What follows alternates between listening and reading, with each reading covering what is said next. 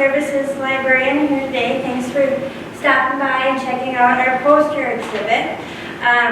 So today's speaker is Scot Simpson. Scot is a volunteer at the Winona County Historical Society. In 2017, to mark the 100th anniversary of the U.S. entry into the First World War, he assisted curator Andy Blodoran in producing a display commemorating 3 Winonans who served in that conflict. For anyone interested, that World War display is still on exhibit at the Historical Society Museum. Scot's presentation this evening will not be a battle-by-battle or major turning points accounting for the war, but rather an informal overview of the momentous event. Thank you. Thank you, folks.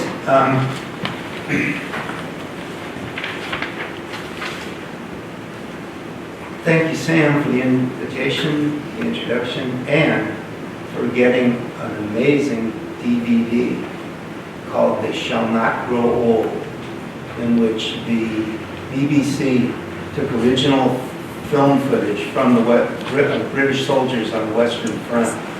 They cleaned it up, restored it, colorized it, and then provided narration by taking audio archival interviews from the veterans of the war. And it's in the collection now, and anybody who braved this kind of temperature to come out to here to talk about World War I would probably be the target audience for checking that one out at the library. And as a retired librarian myself, I'm always good for trying to up the count, circulation for the collections. So what we're going to talk about tonight is, first of all, not World War I, because nobody at that time knew it was World War I. Instead, the British referred to it as the Great War. Over here we called it the European War, and the optimists among us called it the war to end all wars. So why was this a world war in the first place? I think there are 2 reasons. One is colonialism, and the other are entangling alliances. By the beginning of the war, the British, French, Russians, Germans, Austro-Hungarians, Ottomans, Belgians, Dutch, and Spanish all had colonies, all had empires essentially. The Spanish, interestingly enough, had lost part of their empire by getting into a war with the United States about a decade and a half earlier, the Spanish-American War. And interestingly, they decided to stay neutral in the Great War. Probably a good decision. And the entangling alliances were the next part of this. And that is that there were 2 major groups, the Allied powers and the Central powers. The primary Allied powers were the French, British, and Russians. The primary Central powers were the Austro-Hungarians, the Germans, and the Ottoman Turks. So and these were basically the type of alliances, an attack on one is an attack on all, kind of the way NATO works, or it's supposed to work now. And so that circumstance set up a very ill-fated trip to Sarajevo by the Austro-Hungarian Archduke, where he was assassinated, and the next thing you know, the whole world is at war. So if were a resident of the German territory of Togo in Africa, you would suddenly be at war with the residents of your neighboring British colony of Ghana. But it didn't matter much because everybody was real sure that the war would be over by Christmas. Maybe not. So the first facet of this that interested me is that there were 2 major naval powers at the beginning of the war. The British had been a naval power for centuries, and after the Franco-Prussian War, the newly formed state of Germany was very busily created a large surface navy of their own. And yet, during the First World War, there was only one major naval battle, and that was the Battle of Jutland Peninsula. And it was basically a draw, and both of the big navies returned to port and sat out the rest of the war. On land, it was a different matter. The focal point of the First World War was the Western Front. And that's basically what occurred there was siege warfare, which was carried out in the trenches. And so many phrases and terms and phrases that have come into the English language with the word trench in them are probably out of that war. So it's like trench coat, trench foot, trench mouth, trench fever, trench warfare, in the trenches. All of those got their origins with the First World War. Great one.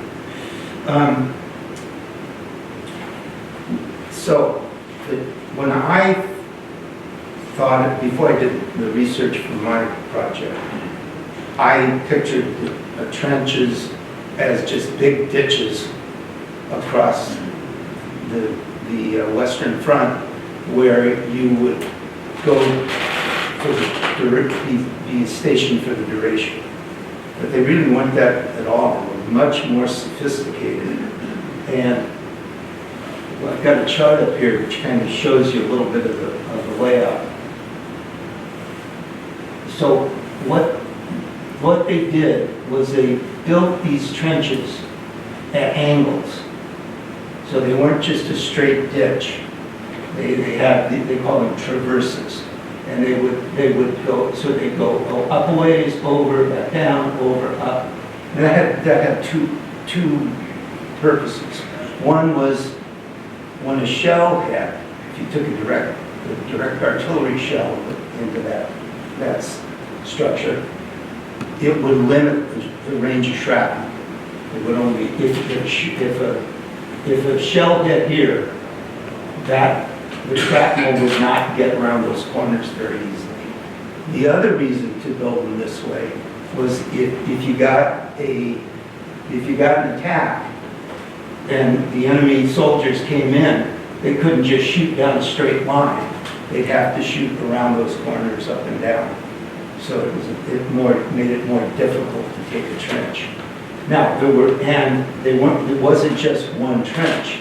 So what they had up here was so here on this diagram, we've got barbed wire and sandbags, and then what was called the front line trench.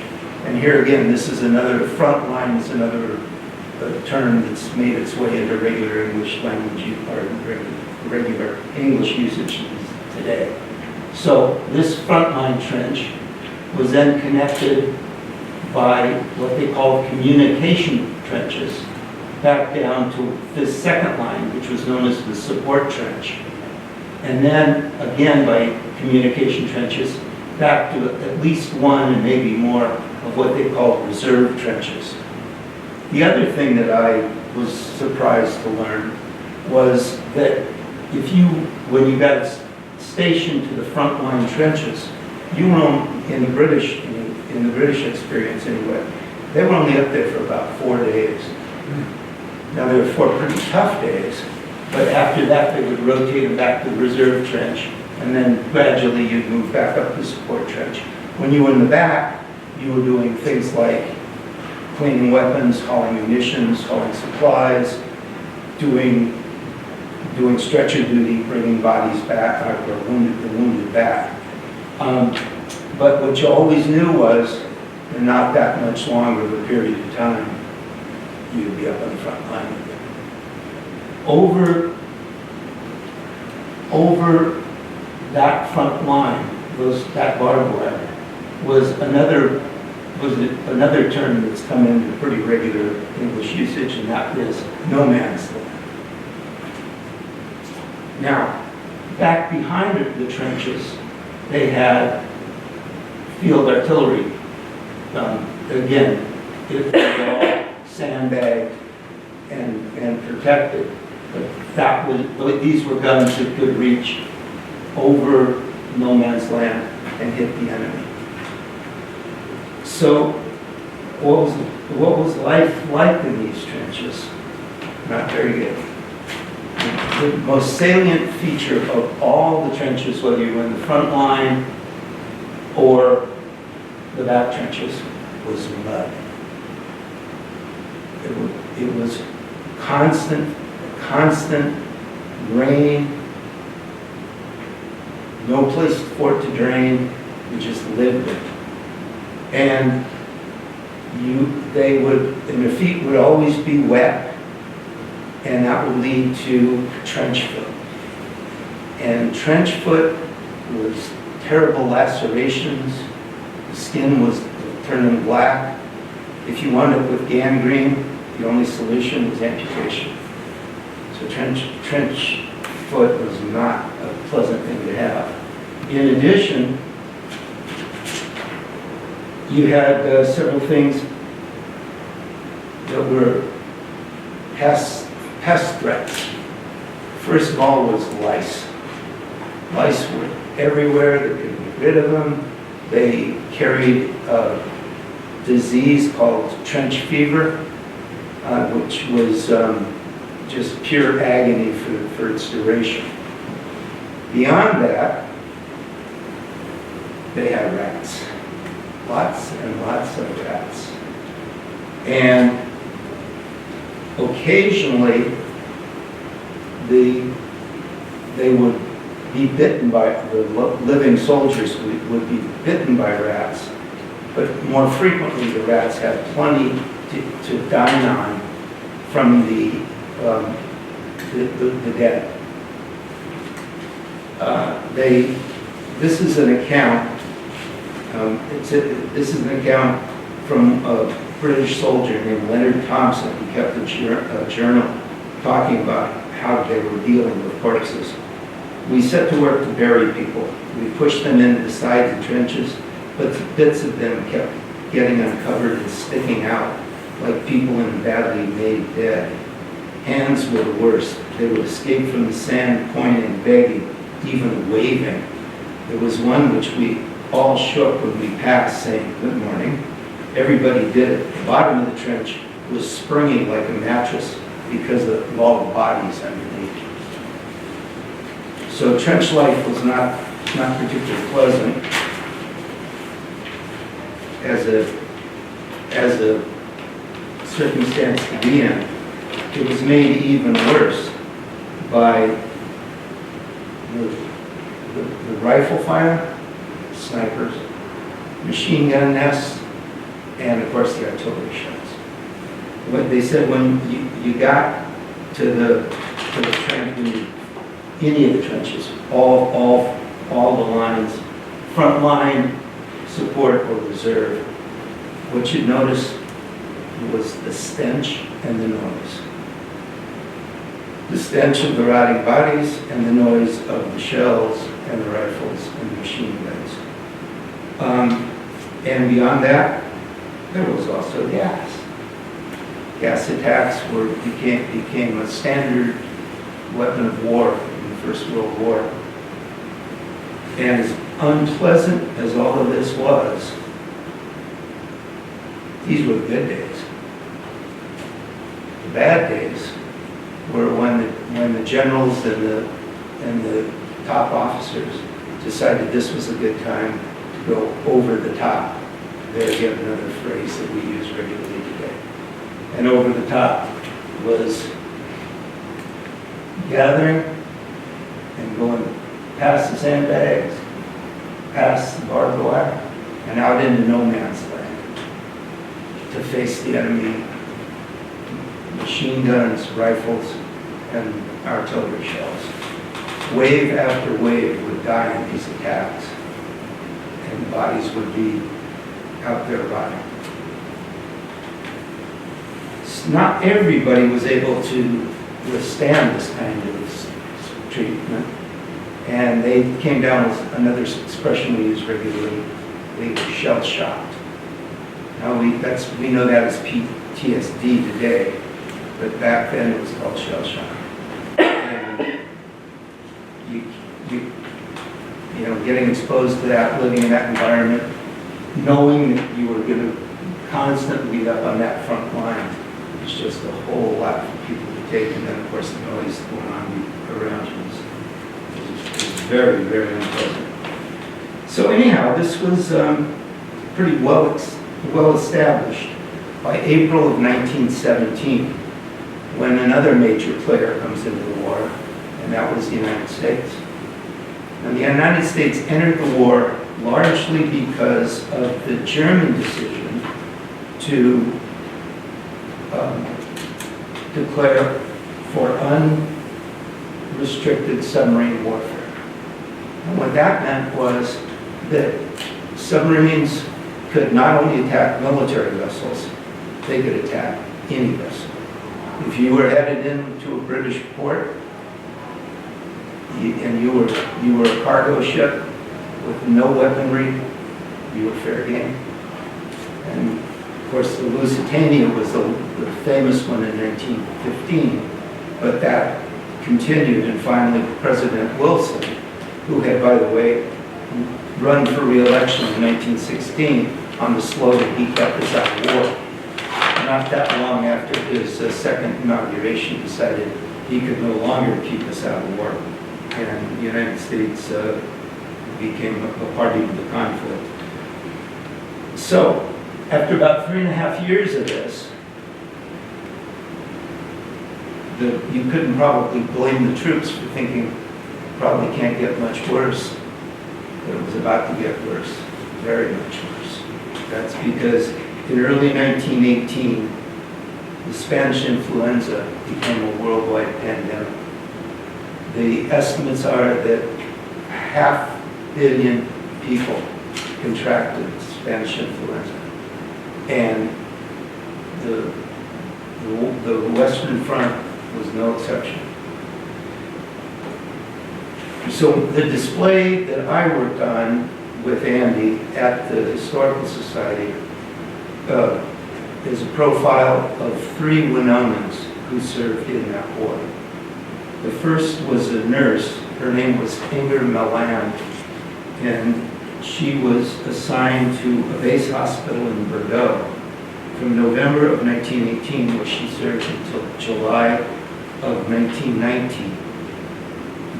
Nursing in World War I was a very, very difficult duty. They had trouble getting medicines, they had trouble getting supplies, they had to take care of the wounded, tend to the wounded, they had to comfort the dying, and they had to deal with the ill, because there was a lot of sickness in those trenches.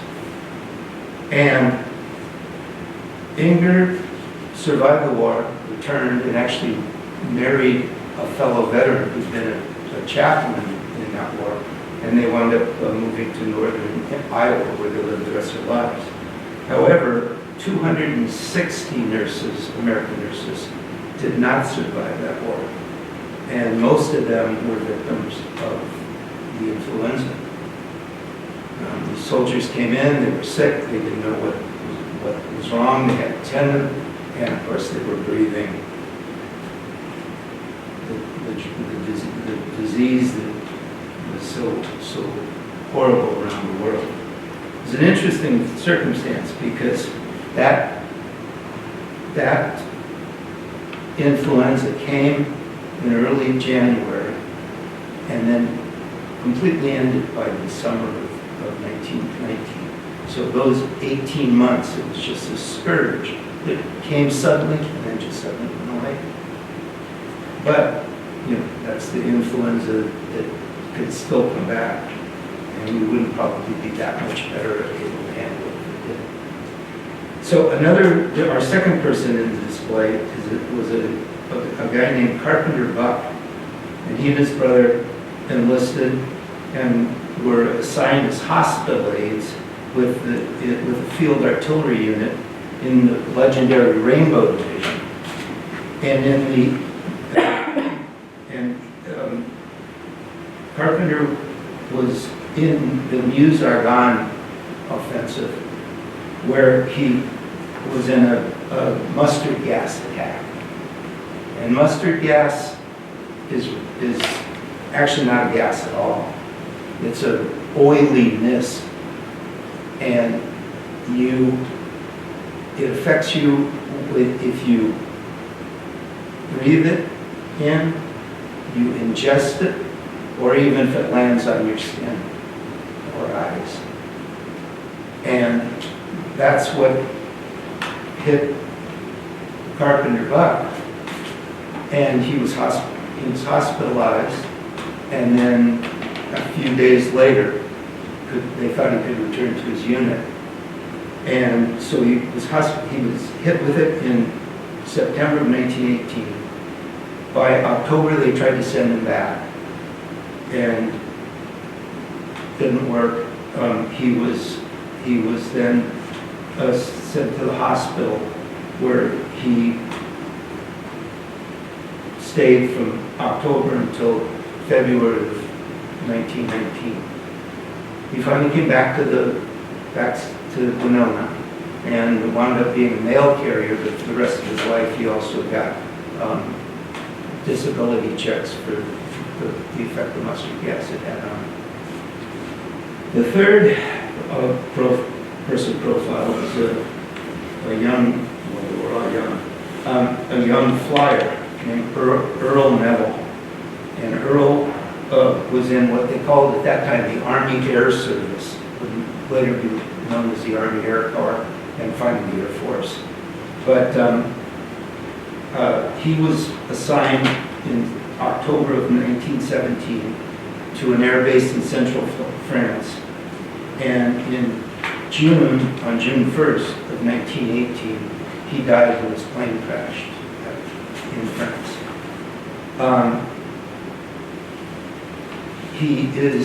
His memory lives on in that the Winona VFW post is known as the Neville Lean post.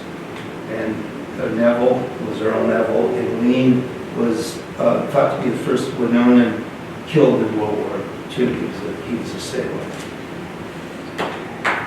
So the U.S. impact in this war was significant. I mean, we were the main force to end it, which is one reason why we were heavily propagandized. Both sides were trying to woo us in, and alternatively, to not let us go in on the other side.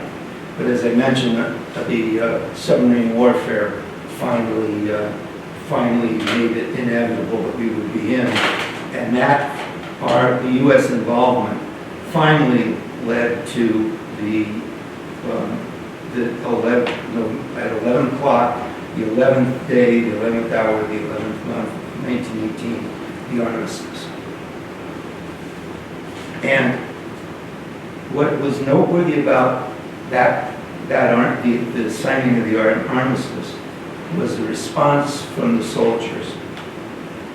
For a lot of them, well, first of all, it was just a relief that this is finally over. The second was the quiet. How suddenly that noisy, constant din on that battlefield just stopped.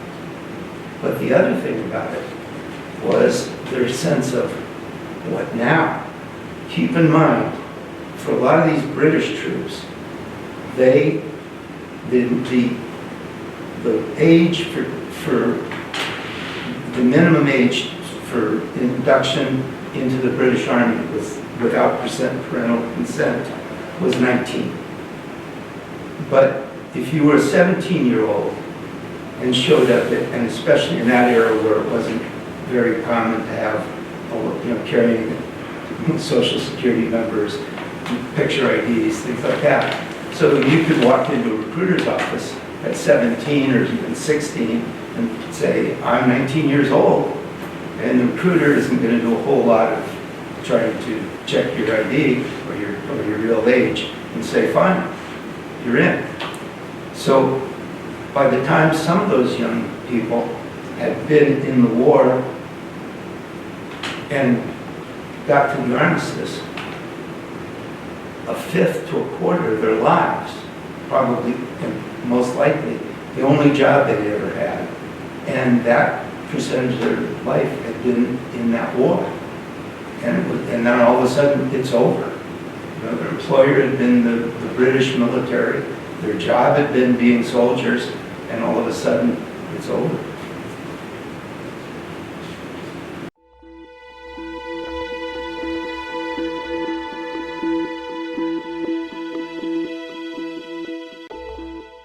I have a question for you.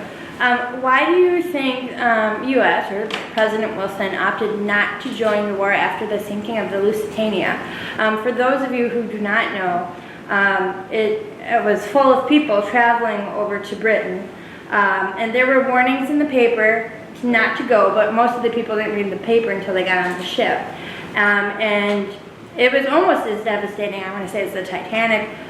Women, children, men were all lost during it, and then so it really surprises me that it was the first German attack on a ship crossing the seas carrying people, and they opted not to enter the war. So why do you think that was? Well, I don't know. I know since that time, it's been proven that the Lusitania was actually carrying armament. It wasn't an armed vessel, but they were carrying munitions to England. And if Wilson had known that, it might be one of those things that and of course, the other thing about it was, I think it was more of a cumulative effect, because that was very, very soon after the unrestricted warfare policy by the German Navy had been announced. And I think maybe it was a situation where it was okay, that's a one-off, maybe, and then all of a sudden it's becoming more and more common, and then it was Katie part the door. Felt like they had to go. Yeah. I don't know, but that's my speculation. So was Germany forced to retract that universal torpedo program? Were they forced to? Well, they lost the war, so it was over then. And what was the location of this Lusitania on the down? Not far from Portsmouth, England, inbound. That's what I thought. It wasn't far from their destination. Yeah, very close by. Yeah. And you mentioned the Titanic. Interestingly, the Titanic had two sister ships, one of which sank in 1916 off a little island called Kea in Greece, and there was it was a hospital ship at that time, and nobody's really sure what sunk it. It just, could have been just a mine that was loose out there. They don't think it was probably a submarine attack, but there was so much ordnance in the waters that, you could just sail along and suddenly you'd hit a mine and go under. But, yeah. So they buried people in the trenches? Yeah. And of course, so many of them were dead from the over the top. Because as soon as you were through that barbed wire, everything was coming in at you. So they didn't get buried at all. They tried to bury them as well as they could behind the lines. But if you were out there, and of course, like I say, the stench. That's the same thing they say. The first thing when they got up there, it just reeked, and it was most of it was if you think about it, there's also human waste, everything else up there rotting, and not a place you want to be. I vacationed through Belgium in 2012 and went to some restored trenches. Very, very interesting. It is, And the landscape is just, it's idyllic now, but it's just dotted with these cemeteries out in a cornfield.